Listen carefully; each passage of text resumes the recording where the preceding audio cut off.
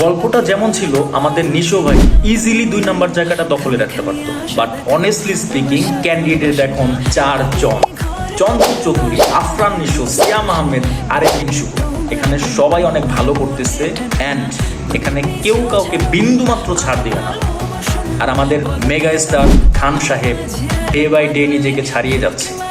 শুধু তাই না, মরহুম সালমান শাহ, মান্না এবং কলকাতার জি দেব এদের জনপ্রিয়তাকেও বিট করে দিচ্ছে, যার বাস্তব প্রমাণ লাস্ট কয়েক বছরের মুভি রেজাল্ট, নেম কেস এবং বিগ ব্লাস্ট বরবাদ।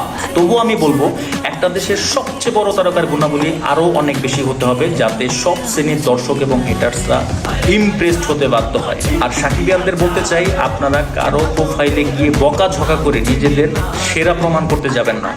কাউকে ছোট করে না, ভালো কাজ ভালো ব্যবহার দিয়ে মানুষের মন জয় করা যায়।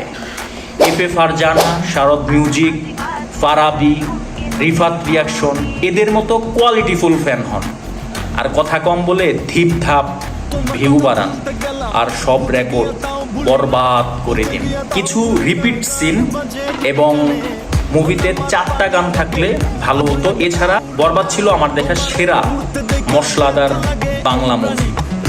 সো থ্যাঙ্কস বরবাদ টিম।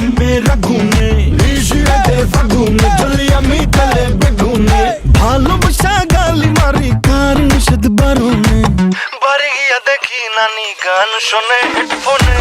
আরে আয় চাঁদ মামা চিমটি দিয়া যা রে, কে ভালো কে রে মন্দ আমি চিনি না রে।